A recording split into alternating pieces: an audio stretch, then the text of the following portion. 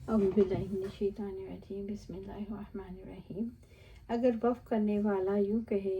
کہ اس کی قیمت اللہ ہی سے لیں گے تو وقف درست ہو جائے گا۔ نبی صلی اللہ علیہ وسلم نے فرمایا، اے بنو نجار، تم اپنے باغ کی قیمت مجھ سے وصول کر لو۔ تو انہوں نے عرض کیا، ہم اس کی قیمت اللہ تعالیٰ کے سوا کسی سے نہیں چاہتے۔ سورۃ مائدہ میں اللہ تعالیٰ کا یہ فرمانا، مسلمانوں جب تم سے کوئی مرنے لگے تو آپ اس کی گواہی وصیت کے وقت تم میں سے یعنی مسلمانوں میں سے یا عزیزوں میں سے دو معتبر شخصوں کی ہونی چاہیے، یا اگر تم سفر میں ہو اور وہاں تم کو موت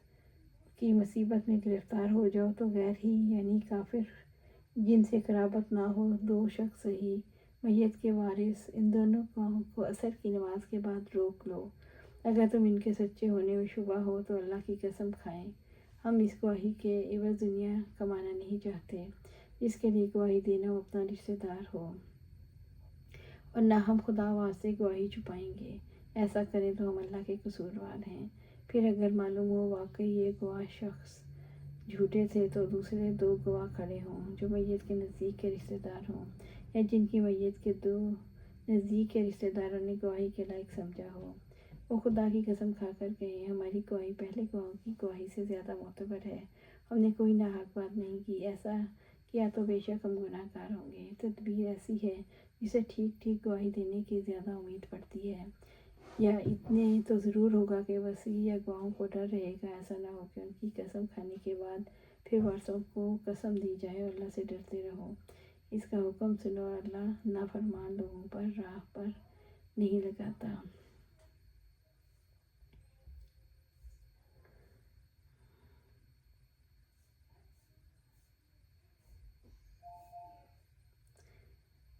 ہم نے یہود و نصارہ کے درمیان عداوت اور بغض کو بھڑکا دیا۔ آپ صلی اللہ علیہ وسلم کو دیکھ کر قرض خواہ نرمی کریں گے، مگر ہوا کہ وہ قرض خواہ اور زیادہ پیچھے پڑ گئے اور ہمارا سب قرض ادا کرو۔ انہوں نے یہ خیال کیا جب آپ صلی اللہ علیہ وسلم جابر کے پاس تشریف لائے ہیں تو اگر جابر سے کل قرض ادا نہ ہو سکے تو آپ صلی اللہ علیہ وسلم ادا کریں گے یا ذمہ داری دے دیں گے۔ اس غلط خیال کی بنا پر انہوں نے قرض وصول کرنے کے سلسلے میں اور زیادہ سخت رویہ اختیار کیا، اس پر آپ صلی اللہ علیہ وسلم نے جابر رضی اللہ عنہ کے باغ میں دعا فرمائی، اور جو بھی ظاہر ہوا آپ کا کھلا معجزہ تھا۔ اللہ سبحانہ تعالیٰ سے دعا ہے ہمیں قرآن و سنت پر عمل کرنے کی توفیق دے، اور اللہ سبحانہ تعالیٰ اپنے پاس جنت میں گھر عطا فرمائے، آمین یا رب العالمین۔